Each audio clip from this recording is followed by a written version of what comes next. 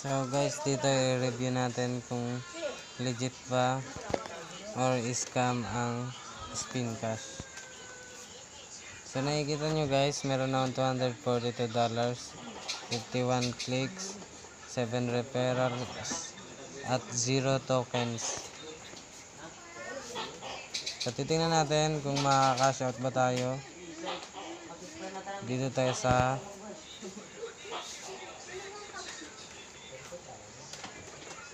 cash out your earnings.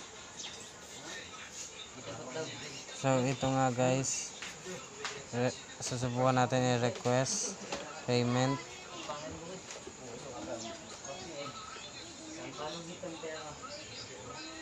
Ito po yung tokens. So hindi ka makaka-pay out hanggat di mo kompleto yung tokens. Kaya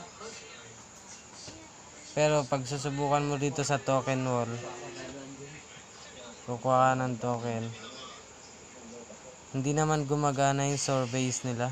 Ito at ito, sinubukan ko. At saka nag-install din ako nito, itong app na to, pero hindi gumagana. At ito naman, napakalaki ng MB na kakainin kung mag-install pa. Kaya guys, ito ay scam. Scam po ito, itong Spincash.